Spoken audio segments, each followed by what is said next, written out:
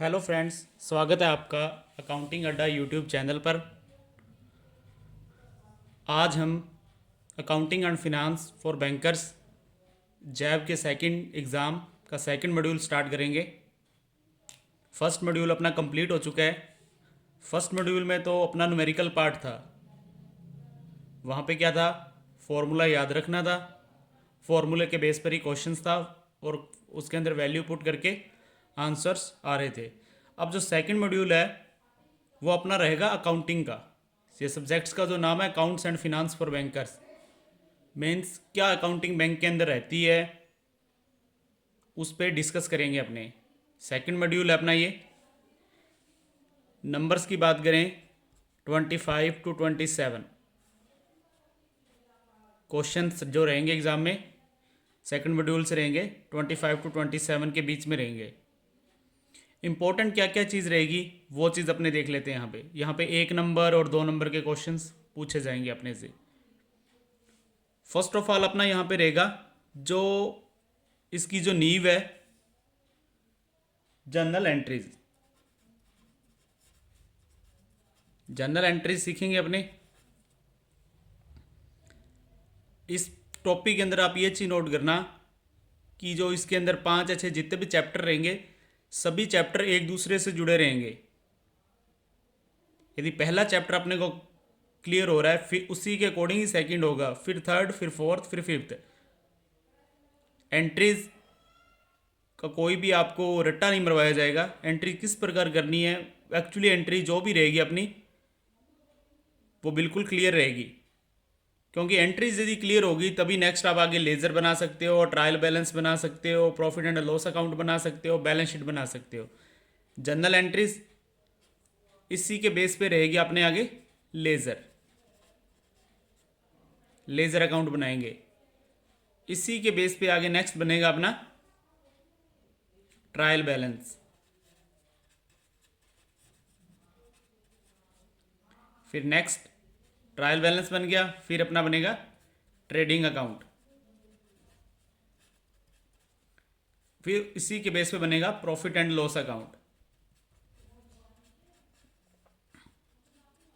फिर लास्ट में अपना बैलेंस शीट। और एक चीज़ और बताऊं, ये बैलेंस शीट यहाँ भी मैंने आपको लास्ट वीडियो में बताया था कि थर्ड यूनिट के कुछ कंसेप्ट अपने सेकंड यूनिट में भी क्लियर हो जाएंगे, तो बैलेंस शीट लास्ट यूनिट में भी जाएगा और यहाँ भी अपने उसे देख के चलेंगे। तो अपने स्टार्ट करते हैं इसे। 25 से 27 क्वेश्चंस हैं, तो आप मान के चलिए 13, 12 कुछ भी ये थ्योरेटिकल बेस होगा या न्यूमेरिकल बेस होगा। न्यूमेरिकल बेस का मीन्स क्या है, जनरल एंट्रीज। आपसे क्या पूछेगा, एंट्री आपको गलत करके देगा, आपको डायरेक्ट बोलेगा कि इसके अंदर इस एंट्री को सही करो आप। फिर चलते हैं नेक्स्ट अपने, स्टार्ट करते हैं इस मॉड्यूल का फर्स्ट चैप्टर। थ्योरेटिकल पार्ट भी इंपॉर्टेंट है। थ्योरेटिकल पार्ट टोटल्स कंप्लीट किया है मैंने अपने नोट्स के अंदर, तो अपने इसको समझेंगे और आप हैंड टू हैंड इसे नोट करते रहना, ताकि जो भी थ्योरेटिकल पार्ट है वो भी आपका हैंड टू हैंड ही क्लियर हो जाए। सबसे पहले अपने देखते हैं अकाउंटिंग। अकाउंटिंग क्या चीज़ है। कोई भी बिजनेस है उसके अंदर किसी बाहर वाली कंपनी से प्रोडक्ट को परचेज किया जा रहा है, किसी दूसरी कंपनी को प्रोडक्ट बेचा जा रहा है, पैसा कहीं से कैश में आ रहा है और कहीं पर कोई भी प्रोडक्ट अपने दे रहे हैं, उधार पर दे रहे हैं और उधार पर ही खरीद रहे हैं। ये सब चीज़ों का रिकॉर्ड कोई क्या बोला जाता है, अकाउंटिंग बोला जाता है। क्वेश्चंस कहाँ से आएंगे मैं आपको साथ साथ में बताता रहूँगा, तो वीडियो को मिस मत कीजिएगा कहीं भी। Accounting is an art of recording, classifying and summarising of business transaction. Accounting क्या है, एक कला है, जो आर्ट है, जो रिकॉर्डिंग, क्लासिफाइंग और समराइज करती है बिजनेस ट्रांजेक्शन्स को। इसको यहीं से समझते हैं अपने। रिकॉर्ड करने का मीन्स क्या है, सबसे पहले क्या करेंगे, जर्नल एंट्री करेंगे, रिकॉर्डिंग होगी। फिर क्लासिफाई करेंगे, जो भी अकाउंट यहाँ पे आएंगे सभी अकाउंट्स को अलग अलग लेजर बनाएंगे। फिर उसके बाद क्या करेंगे, समराइज करेंगे कि उस अकाउंट में लास्ट में क्या ट्रांजैक्शन बची है। कहने का मीन्स आपने मोहन का अकाउंट बनाओगे, मोहन को आपने 3,000, 2,000, 2,000 और 2,000 3 बार उसे माल उधार दिया है आपने, और उसने आपको 3,500 रुपये 6,000 का माल उधार दिया है, और उसने आपको 3,500 रुपये वापस कर दिए हैं। तो कहने का मीन्स जो उसका समराइज लास्ट में आपको क्या बताएगा कि मोहन से अपने को अभी भी 2,500 रुपये और लेने हैं यहाँ पर। कहने का मीन्स ये चीज़ आप नोट कर लेना, यहाँ से क्वेश्चन पुट होता है accounting is A art of, इसको अलग अलग ऑर्डर में देगा। तो सबसे पहले क्या होगी, रिकॉर्डिंग होगी मीन्स एंट्री होगी, फिर क्या होगा, क्लासीफाइंग होगा मीन्स लेजर बनेगा, फिर उसके बाद समराइजिंग होगा, उसका जो भी उसकी समरी बनेगी लास्ट में कि किस पार्टी को कितना पैसा उधार देना है, किस पार्टी का कितना पैसा उधार अपने पर है और कितना उनसे रिसीव करना है of business transaction. Classifications of accounting, classification देखते हैं इसका। It is recording of financial transactions, ये जितनी भी ट्रांजेक्शन अकाउंटिंग के अंदर रिकॉर्ड होती है सभी की सभी फाइनेंशियल ट्रांजेक्शन होगी। फाइनेंशियल ट्रांजेक्शन का मीन्स ऐसा नहीं होगा कि किसी कंपनी का ओनर चेंज हुआ है तो उसकी कोई ट्रांजेक्शन होगी, ट्रांजेक्शन ओनली फाइनेंशियल ट्रांजेक्शन ही होगी। Recording in terms of money, जो भी ट्रांजेक्शन्स होगी वो उस किसकी टर्म्स में होगी, मनी की टर्म्स में होगी। मनी की टर्म्स का मीन्स किसी से पैसा उधार लिया है, किसी को पैसा उधार दिया है, किसी को प्रोडक्ट सेल किया है, किसी से बाय किया है, टोटल जितनी भी ट्रांजेक्शन होगी मनी के रूप में होगी। ऐसा नहीं होगा कि कंपनी के वर्कर का मोराल डाउन है इसकी कोई एंट्रीज होगी वहाँ पे। जो भी एंट्रीज होगी उस रिकॉर्डिंग होगी, रिकॉर्डिंग का मीन्स मैं क्या लेके चल रहा हूँ, जनरल एंट्रीज लेके चल रहा हूँ, वो किसकी टर्म्स में होगी, मनी की टर्म्स में होगी। क्लासिफिकेशंस, क्लासीफाइंग, काउंटिंग में क्या रहता है, क्लासीफाइंग होगा, जितने भी अकाउंट होंगे सभी अकाउंट्स अलग अलग तरीके में बनाए जाएंगे। समराइजिंग होगा उसका। इंटरप्रिटेशंस होती है अकाउंटिंग से, इंटरप्रिटेशंस का मीन्स अपने अकाउंटिंग के अंदर जब अपनी लास्ट में प्रॉफिट एंड लॉस अकाउंट बनता है अपना, तो उसके अंदर अपने को ये चीज़ पता लगता है कि अपनी कंपनी ग्रो कर रही है नहीं कर रही, अपने इंटरप्रिटेट कर सकते हैं वहाँ से।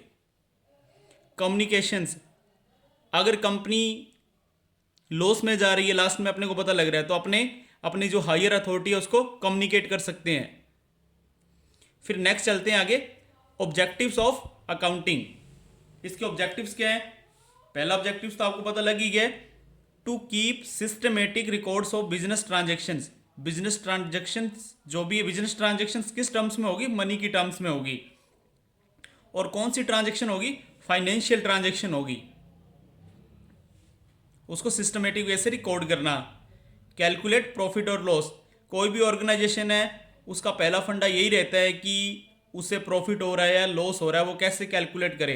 तो ये कैलकुलेट तभी हो सकता है जब अपने को अकाउंट वाइज पता हो कि किससे कितना पेंडिंग पैसा पड़ा है और किसको कितना पे करना है पैसा। तो मीन्स कैलकुलेट प्रॉफिट और loss.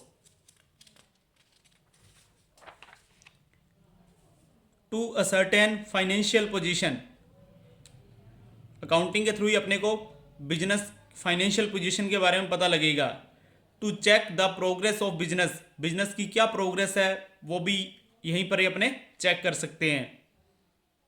To provide information to various parties, various parties का मीन्स क्या है, अगर आज आप बैंक के पास लोन लेने के लिए जा रहे हो तो ऐसा तो नहीं है कि बैंक डायरेक्टली आपको लोन दे देगा। सबसे पहले वो आपकी फाइनेंशियल पोजीशंस है उसे चेक करेगा। पोजीशंस कहाँ से चेक होगी, आपकी बैलेंस शीट चेक करेगा, profit and loss account check करेगा आपका। तो मीन्स अकाउंटिंग अपने को प्रोवाइड करती है, इंफॉर्मेशन प्रोवाइड करती है वेरियस पार्टीज को। फिर आगे देखते हैं next, types of accounting. Types of accounting में फर्स्ट रहेगा अपना फाइनेंशियल अकाउंटिंग। फाइनेंशियल अकाउंटिंग कौन सी है, जो अपने कर रहे हैं यहाँ पे, जो अपनी ये सेकंड मॉड्यूल में चलेगा वो सारा फाइनेंशियल अकाउंटिंग है। फाइनेंशियल अकाउंटिंग का मीन्स आपको बैलेंस शीट बनानी है, प्रॉफिट एंड लॉस अकाउंट बनाना है, सबसे पहले उसकी जर्नल एंट्रीज करनी है, फिर लेजर बनाना है, मीन्स टोटल जितनी भी ट्रांजेक्शन्स हैं। फिर next cost accounting. Cost accounting में क्या रहता है, मीन्स आपको पर आर्टिकल कितनी कॉस्ट पड़ रही है उसे कैलकुलेट करना है। Tax accounting. टैक्स अकाउंटिंग है मीन्स आपकी यदि ग्रॉस इनकम जो भी लेवल है उससे ऊपर है तो मीन्स वहाँ पे आपको टैक्स कितना पे करना है वो आ जाएगा अपना टैक्स अकाउंटिंग। फिर next management accounting. Management accounting का मीन्स मैनेजमेंट अकाउंटिंग की जो हायर अथॉरिटी रहती है वो अपने गोल्स डिसाइड करती है कि मुझे इस प्रोडक्ट को कब इसका इनोवेशन करना है, और मीन्स वो पॉलिसीज वगैरह पहले से डिक्लेयर करके चलती है अपने। Social responsibility accounting. कोई भी फर्म है अगर वो मार्केट में हिट हो रही है तो पीपल्स के थ्रू ही हो रही है, तो मीन्स सोशल रिस्पॉन्सिबिलिटी में वो अपना कितना पैसा दे रही है, कितना मतलब कम सोशल रिस्पॉन्सिबिलिटी में जो भी गरीब है उसके लिए कितना अलग से डोनेशन दे रही है, ये मतलब टोटल रिस्पॉन्सिबिलिटी सोशल रिस्पॉन्सिबिलिटी के अंदर रहेगा। Stewardship accounting. ये अकाउंटिंग आपसे क्वेश्चंस में भी पूछ सकता है, व्हाट इज स्टेवर्डशिप अकाउंटिंग। तो मीन्स जो भी अपने लेखे जो अपनी अकाउंटिंग के लिए किसी पर्सनस को रख देते हैं अलग से, मीन्स उसे बोलते हैं अपने स्टेवर्डशिप अकाउंटिंग। मीन्स किसी भी काम के लिए मुनीम को रख दिया, जैसे बड़ी बड़ी फर्म्स क्या रखती है किसी भी एक पर्सनस को हायर करती है वो। फिर आगे next human resources accounting, inflation accounting.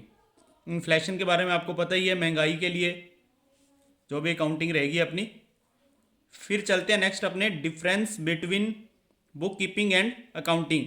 एक चीज़ नोट कर लेना, जहाँ से क्वेश्चन पुट होगा वो चीज़ मैं आपको हाईलाइट करके बताऊंगा।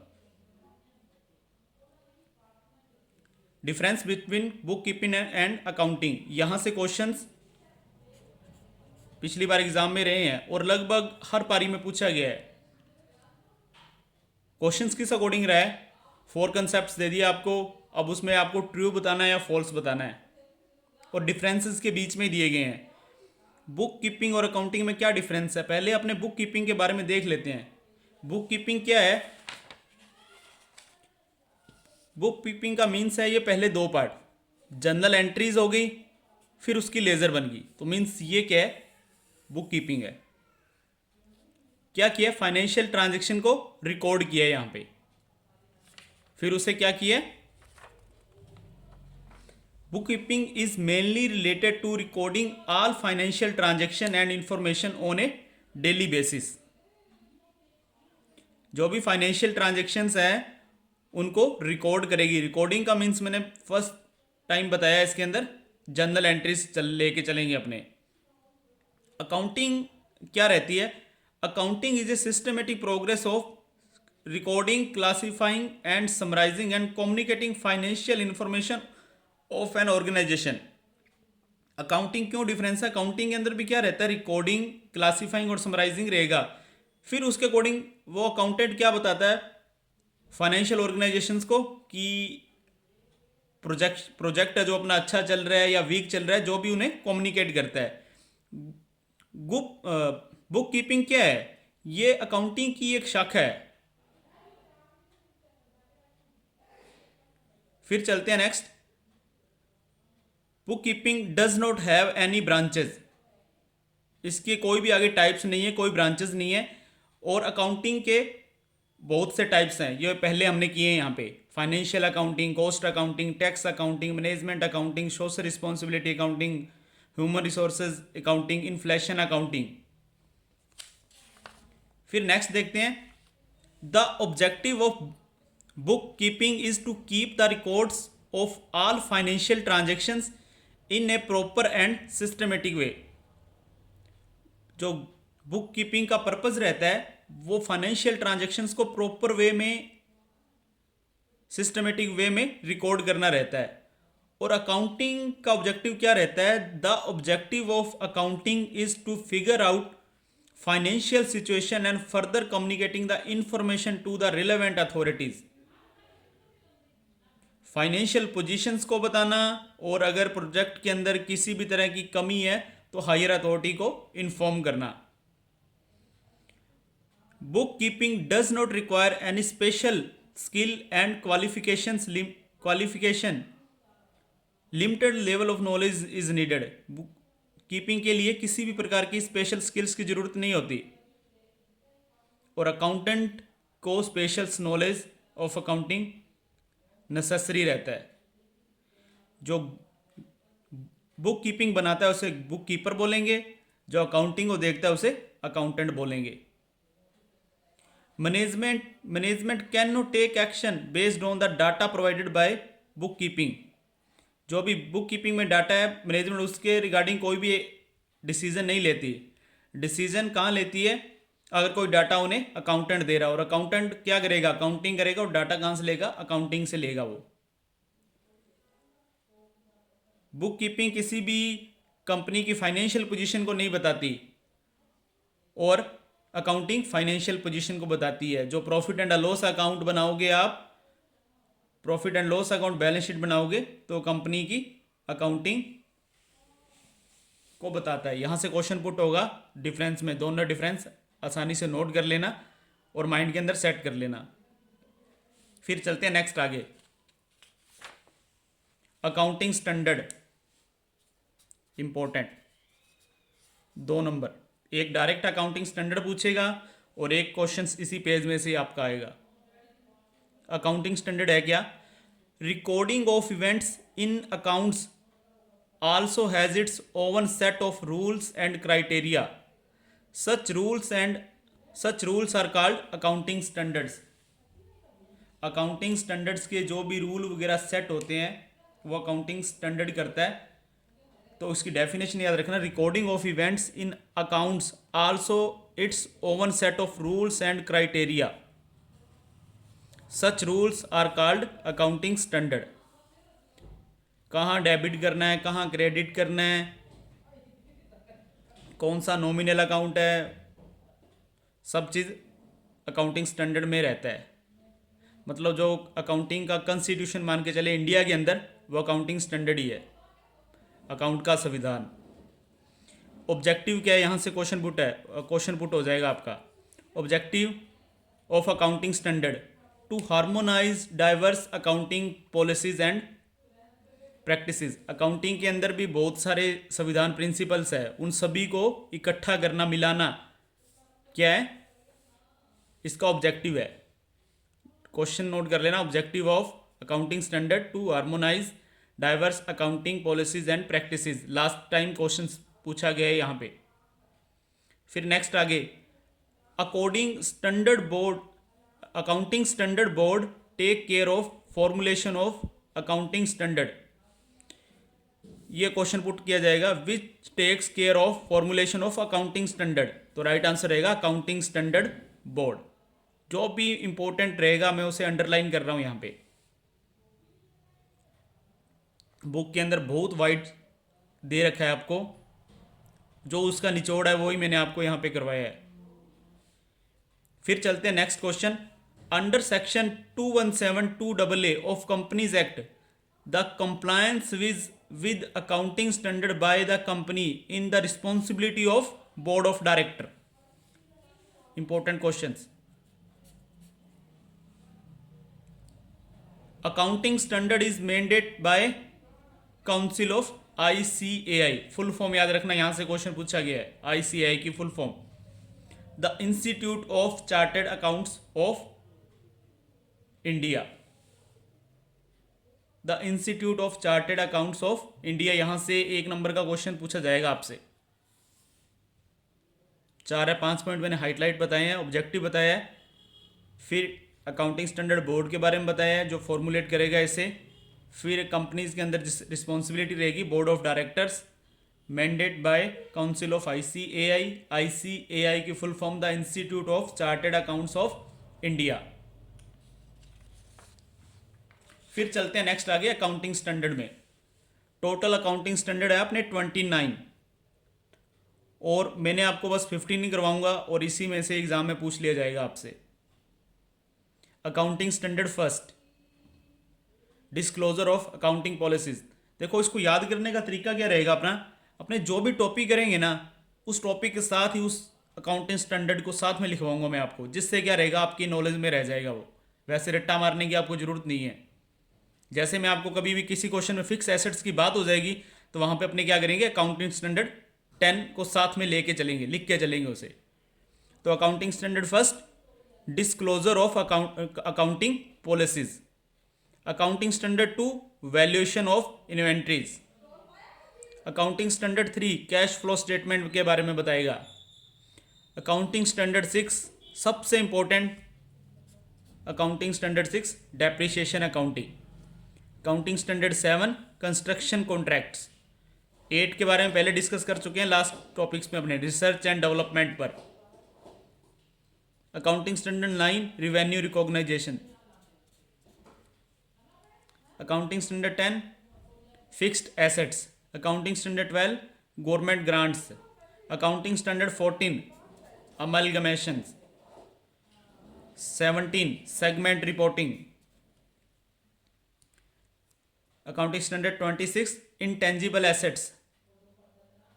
Accounting standard 20, earning per share. And accounting standard 25, interim financial reporting. Accounting standard 29, provisions contingent assets.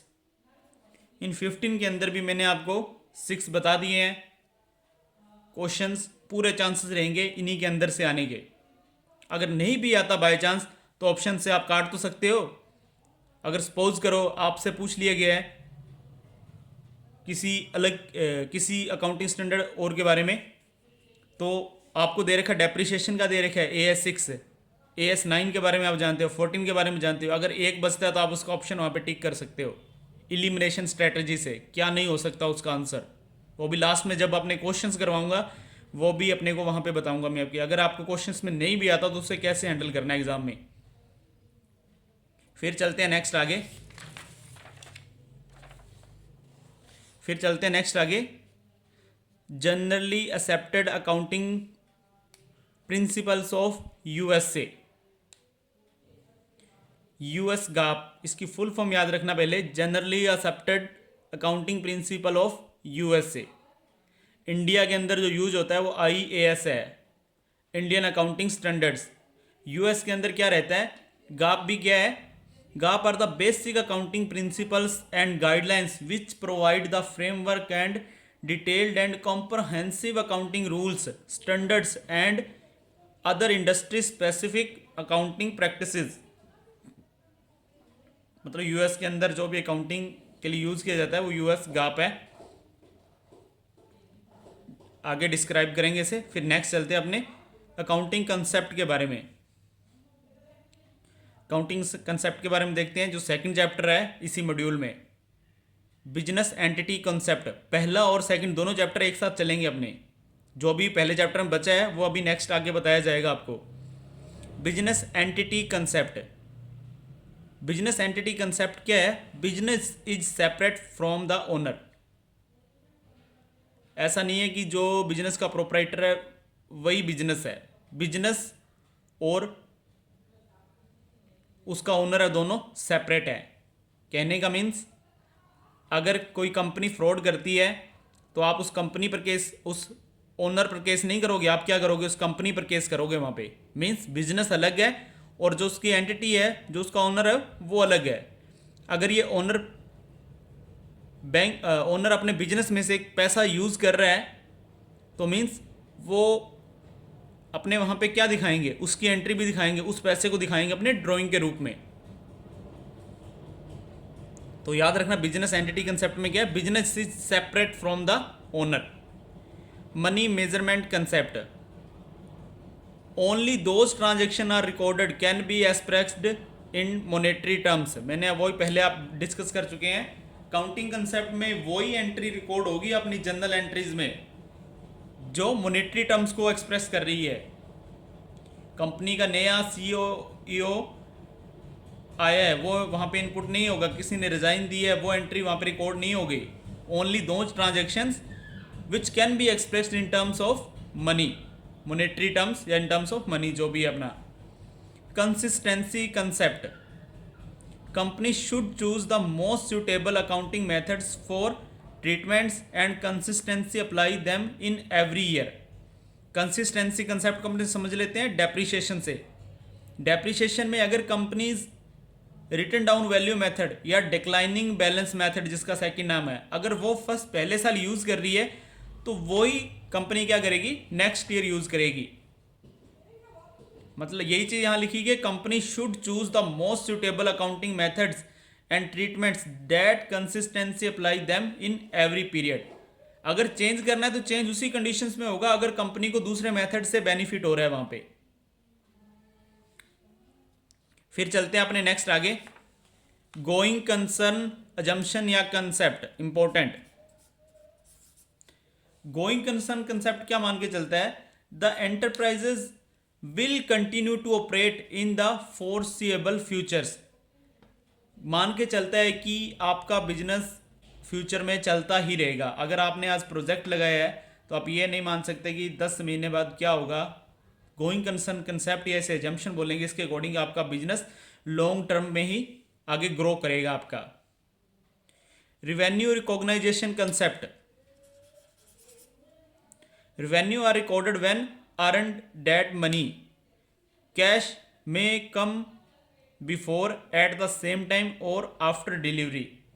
revenue recognition का कंसेप्ट का मीन्स है, अपने एग्जांपल लेके चलते हैं। मैं ये मार्कर बनाता हूँ और मेरे पास आज स्टॉक नहीं है, तो कोई पर्सन मुझे पहले से दे गया कि 2 लाख रुपए जैसे ही ये मार्कर आपकी कंपनी बना लेती है तो मुझे डिलीवर कर दोगे। तो वो 2 लाख रुपए जो मुझे एडवांस में दे दिए हैं वो मेरी इनकम नहीं है अभी, वो मेरी क्या अभी लायबिलिटी है। जब ये मार्कर मैं उसे डिलीवर कर दूंगा तो उसके बाद वो अब मेरा रिवेन्यू होगा, मेरी अर्न होगी वहां पे। फिर आगे चलते हैं matching concept, income of the given year should be matched with the expenses at the year only. Matching concept क्या बताता है अपने को कि अपने जिस ईयर की बात कर रहे हैं ना, उसी ईयर के इनकम जो भी अपने को गेन हुआ है और उसी पीरियड के अंदर जो भी अपने एक्सपेंसेस हुए हैं दोनों को आपस में मैच करना है। मतलब दोनों, ऐसा नहीं है कि अपने इनकम तो इस ईयर की ले रहे हैं और जो एक्सपेंसेस अपने लास्ट ईयर के लेंगे। तो income of the given year should be matched with expenses at every years only. Duality concept important, both aspects are recorded. आपने आज मशीनरी परचेज की है तो अपने वहां पे आपके पास क्या हुआ, देखो आपने मशीनरी परचेज की तो फर्म के पास आया क्या, मशीनरी, और फर्म के पास गया क्या, वहां से कैश गया या उधार लिया तो उधार में भी बाद में पैसे देना ही है। मीन्स एक चीज इनकमिंग है तो दूसरी की क्या हुई है वहां पे, आउट गोइंग हुई है वहां पे। तो मीन्स अगर अपने इसकी एंट्री रिकॉर्ड करेंगे तो अपने क्या करेंगे, machinery account dear debit to cash account, machinery आई है और कैश गया है वहां पे। Historical data concept, assets should be shown on the balance sheet at the cost of purchase instead of current value. Historical cost concept क्या बताता है अपने को कि सपोज आज आपने कोई 15 लाख की मशीनरी खरीदी है और 2 साल बाद वो मार्केट में 5 लाख की बिक्री है, तो मीन्स आपने को ऐसा नहीं है कि अपने मार्केट जो अभी अपनी बैलेंस शीट के अंदर अपने क्या करते हैं कि जो भी करंट वैल्यू रहती है, मार्केट प्राइस पे वैल्यू रहती है, वही चीज़ वहां दिखाई जाती है, उसी रेट पे दिखाई जाती है। तो हिस्टोरिकल कॉस्ट कंसेप्ट क्या बताता है, ये डिफरेंट है। ये बताता है अपने को कि जो उसकी कॉस्ट प्राइस है वही अपने वहां पे शो करेंगे, न कि करंट वैल्यू उसकी शो करेंगे। सो फ्रेंड्स, इस वीडियो में इतना ही आपको बताया जाएगा। नेक्स्ट वीडियो में अपने इसी से नेक्स्ट आगे डिस्कस करेंगे। फ्रेंड्स, थ्योरी है, हैंड टू हैंड लिखते रहना है, इसे आपको क्लियर होता रहेगा। कहीं भी कोई भी टॉपिक जैसे आपको मैचिंग कंसेप्ट क्लियर नहीं हुआ तो आप कमेंट बॉक्स में डाल दीजिए, मैं दोबारा इसको एग्जाम्पल के थ्रू आपको बताऊंगा। इंपॉर्टेंट चीज़ है, नेक्स्ट वीडियो में अपनी जर्नल एंट्री स्टार्ट हो जाएगी। और जल्द ही फ्रेंड्स अपने CAB का BF जो सेकंड एग्ज़ाम है उसकी वीडियो भी अपलोड करेंगे। तो फ्रेंड जो भी CAB के भी कैंडिडेट हो उन्हें भी चैनल शेयर करना, वीडियो अच्छी लगी हो तो लाइक करना, चैनल को सब्सक्राइब करना। सो फ्रेंड्स मिलते हैं नेक्स्ट वीडियो में।